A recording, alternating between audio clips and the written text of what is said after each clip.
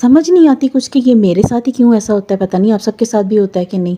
मैं जब भी कपड़े प्रेस करती हूँ तो दुपट्टे के साथ पता नहीं मेरे क्या प्रॉब्लम है, कुछ ना कुछ होता है। यहाँ तो मेरा दुपट्टा स्टार्टिंग से ही उसमें कुछ कट वगैरह लगे आते हैं और यहाँ पे मेरे से आयरन के सेकेंड के जल जाता है इस तरीके के साथ। ये देखें जल गया और उसका फिर मैंने ऑल्टरनेट क्या ढूंढा, ये अच्छा ये सिल के आया हुआ था तो मेरे पास ये एक्चुअली दर्जन से बोला कि ये है आपके पास पड़ी हुई चीज़ें, इसकी कोई ऑल्टरनेट हो सकता है। उसने कहा हाँ। उसको भी 1 घंटे बाद जाके ये चीज़ें मिली और फिर ये देखें जी मैंने इसका ये हल निकाला कि ये जो 2 प्यारे प्यारे फ्लावर है इसके दुपट्टे पर एडजस्ट किया जाए और ये मेरा सूट। तो मैंने कहा चलें आज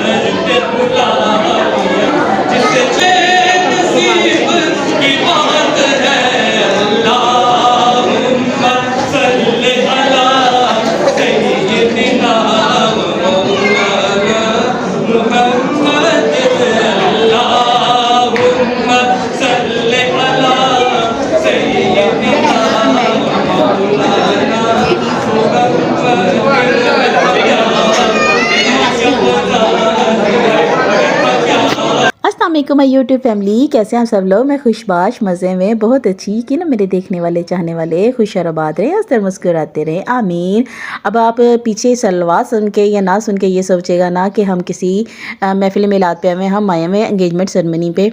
तो इन्होंने एंड शुरू से लेके आखिर तक कोई म्यूज़िक नहीं चलाया, सिर्फ़ और सिर्फ सलावात और दुरूद पढ़ रहे थे। बहुत अच्छी बात है, हमें इन चीज़ों का आगे से आगे पैगाम देना चाहिए कि हम म्यूज़िक के बगैर भी इन चीज़ों को आगे लेके जा सकते हैं, अपनी किसी भी तकरीब को आगे बढ़ा सकते हैं। बेशक ये सीज़न ही ऐसा है कि हर घर में शादी का बस पैगाम आ रहा है और पैगाम पे जाया जा रहा है। जी शादी सीज़न चल रहा है, सर्दी आने से पहले भी शादी सीज़न चल रहा होता है, सर्दी जाने के बाद भी शादी सीज़न चल रहा होता है। और कुछ लोग कुछ इतने अपने होते हैं जिनको इंसान चाह के भी इनकार नहीं कर सकता। यकीन माने मेरे बच्चों के फाइनल एग्ज़ाम हो रहे हैं और उसके बावजूद भी मैं ये एंगेजमेंट सेरेमनी अटेंड करने आई हुई, क्योंकि कुछ बहुत अपने बहुत प्यारे होते हैं जिनको हम चाह के इनकार नहीं कर सकते हैं।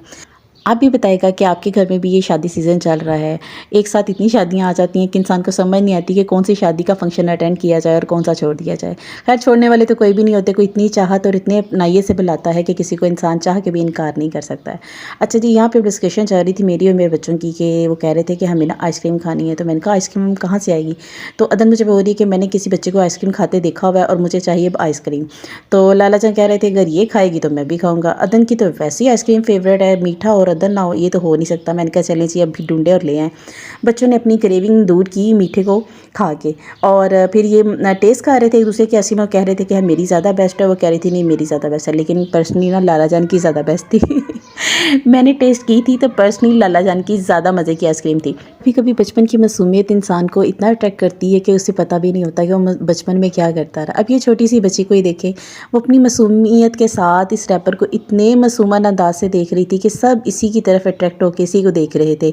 लेकिन ये बचपन की यादें बड़ी प्यारी और बड़ी मासूम होती हैं जो कि हमें बड़े होकर भूल जाती हैं।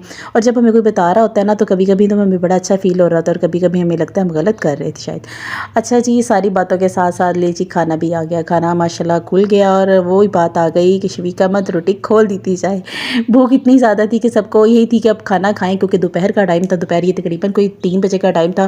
खैर 3 सवा 3 का टाइम था और खाना खाने के लिए सारे बेताब थे।